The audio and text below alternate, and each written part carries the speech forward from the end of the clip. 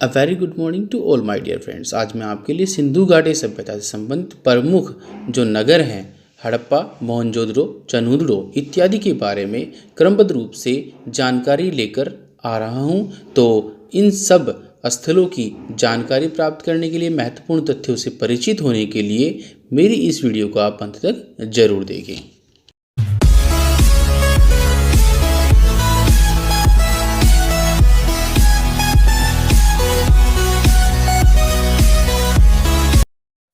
हड़प्पा काल के प्रमुख नगरों की जब हम बात करते हैं तो वैसे तो हड़प्पा संस्कृति में लगभग 1500 स्थलों का पता लगा चुका है, परंतु उनमें से केवल 7 को ही नगर की संज्ञा दी जाती है, जिनमें से पहला नंबर आता है आपका हड़प्पा। हड़प्पा का पूरा स्थल पाकिस्तान के पंजाब प्रांत में मांटगोमरी जिले में, जिसको हम आधुनिक साहिवाल के रूप में जानते हैं, रावी नदी के बाएं तट पर स्थित था। इसका सर्वप्रथम उल्लेख 1826 ईस्वी में चार्ल्स मेसन ने किया था। हड़प्पा का दूसरा उल्लेख तब आया जब 1856 ईस्वी में कराची से लाहौर रेलवे लाइन बिछाते समय जॉन ब्रंटन और विलियम ब्रंटन ने यहाँ से प्राप्त ईंटों का उपयोग रोडों के रूप में किया। भारतीय पुरातत्व सर्वेक्षण के महानिदेशक जॉन मॉर्सल के निर्देश पर 1921 में दयाराम साहनी ने इस स्थान की खोज की। हड़प्पा क्षेत्रफल की दृष्टि से सिंधु सभ्यता का दूसरा सबसे बड़ा स्थल है। यह लगभग 150 हेक्टेयर के घेरे में बसा हुआ था। इसके दुर्ग के टीले को ए बी नाम दिया गया। दुर्ग के बाहर उत्तर दिशा में स्थित लगभग 6 मीटर ऊंचे टीले को एफ नाम दिया गया। इस टीले पर अन्नागार, अनाज कूटने के वृत्ताकार चबूतरे और श्रमिक आवास के साक्ष्य प्राप्त हुए हैं। अन्नागार रावी नदी के तट पर स्थित था। हड़प्पा के एफ टीले में पकी हुई ईंटों से निर्मित 18 वृत्ताकार चबूतरे मिले हैं, जिनका उपयोग अनाज पीसने के लिए किया जाता था।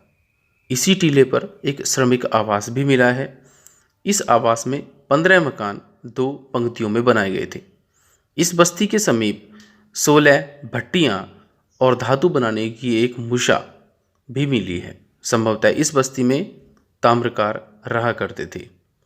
हड़प्पा नगर क्षेत्र के दक्षिण में एक कब्रिस्तान मिला है, जिसे समाधि R37 नाम दिया गया है।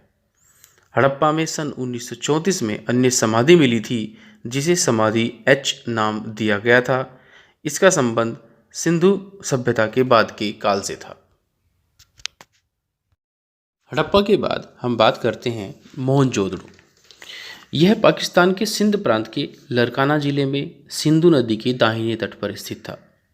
यह क्षेत्रफल की दृष्टि से सबसे बड़ा नगर था, जो 250 हेक्टेयर में बसा हुआ था। इसकी जनसंख्या सबसे अधिक थी। मोहनजोदड़ो का अर्थ है प्रेतों का टीला। इसे सिंधु का बाग भी कहा जाता है। सिंधु का बाग। मोहनजोदड़ो की खोज 1922 ईस्वी में राखलदास बनर्जी ने की थी। मोहनजोदड़ो के दुर्ग टीले को स्तूप टीला भी कहते हैं, क्योंकि इस टीले पर कुषाण काल का एक स्तूप बना हुआ मिला है। अब मोहनजोदड़ो की कुछ प्रमुख स्थान थे, जिनमें पहला स्थान आता है स्नानागार का। मोहनजोदड़ो का सबसे महत्वपूर्ण जो सार्वजनिक स्थान था वो विशाल स्नानागार है। इसका जलाशय दुर्ग के टीले में है। यह 11.88 मीटर लंबा, 7.01 मीटर चौड़ा और 2.43 मीटर गहरा है। दोनों सिरों पर तल तक सीढ़ियाँ बनी हुई हैं। स्नानागार का जो फर्श है वो पक्की ईंटों का बना हुआ है। पास के कमरे में एक बड़ा सा कुआं है, जहां से संभवतः पानी निकालकर हौज में डाला जाता था। स्नानागार के दक्षिण पश्चिम से गंदा पानी निकालने के लिए एक नाली बनाई गई थी। इस विशाल स्नानागार का उपयोग सार्वजनिक रूप से धर्मानुष्ठान संबंधी स्नान के लिए किया जाता था। फिर बात करते हैं हम अन्नागार की। व्हीलर के अनुसार मोहनजोदड़ो की सबसे बड़ी जो इमारत थी वो अन्नागार या अन्न कोठार है। यह 45.7 मीटर लंबा और 15.23 मीटर चौड़ा है। उसके बाद सभा भवन है। दुर्ग के दक्षिण में 27 × 27 मीटर का एक वर्गाकार भवन भी प्राप्त हुआ है। इसे सभा भवन का नाम दिया गया है।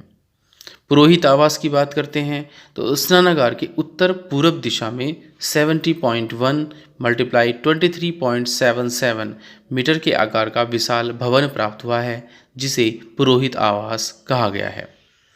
मोहनजोदड़ो के पूर्वी टीले को HRVSD के क्षेत्रों में बांटा गया था। इसमें HR क्षेत्र अत्यधिक प्रसिद्ध है। HR क्षेत्र से ही कांसे की नर्तकी की मूर्ति प्राप्त हुई है। मोहनजोदड़ो में कुल 21 मानव कंकाल प्राप्त हुए हैं, परंतु यहाँ किसी कब्रिस्तान का उल्लेख नहीं है। हड़प्पा तथा मोहनजोदड़ो एक दूसरे से 482 किलोमीटर दूर सिंधु नदी द्वारा जुड़े थे। पिग्गट महोदय ने इन नगरों को सिंधु सभ्यता की जुड़वा राजधानी कहा है। इसके बाद हम बात करते हैं चन्हुदड़ो की। यह सिंधु नदी की बाएं तट पर स्थित था। इसकी खोज 1931 ईस्वी में NG मजूमदार ने की थी। चन्हुदड़ो में सिंधु संस्कृति के बाद झूकर संस्कृति और झांगर संस्कृति विकसित हुई। मैके ने यहाँ से एक मन के बनाने का कारखाना खोजा है। यहाँ से एक ऐसी मुद्रा प्राप्त हुई है जिस पर 3 घड़ियाल और 2 मछलियों का अंकन भी प्राप्त हुआ है। यहीं से ईंटों पर बिल्ली का पीछा करते हुए एक कुत्ते के पैरों के निशान मिले हैं। यह एकमात्र ऐसा स्थल है जहाँ से वक्राकार ईंटें प्राप्त हुई हैं। यहाँ से लिपस्टिक, काजल, कंघा, उस्तरा आदि के प्रमाण भी प्राप्त हुए हैं। चन्हुदड़ो एकमात्र ऐसा स्थान है जहाँ पर मिट्टी की पकी हुई पाइप नुमा नालियों का प्रयोग किया जाता था। अगले नगर की हम बात करते हैं जिसका नाम है लोथल।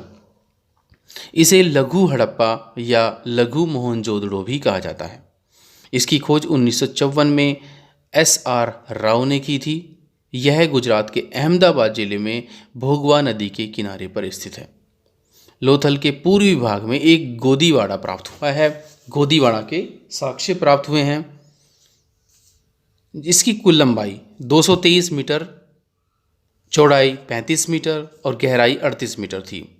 गोदीवाड़ा के उत्तरी दीवार में 12 मीटर चौड़ा एक प्रवेश द्वार था जिससे जहाज आते जाते थे, और दक्षिणी दीवार में अतिरिक्त जल का निकास द्वार था। इस प्रकार हम कह सकते हैं कि इस नगर में जल प्रबंधन की एक सबसे उत्तम व्यवस्था थी। लोथल में नगर क्षेत्र के बाहर उत्तर पश्चिमी किनारे पर समाधि क्षेत्र था।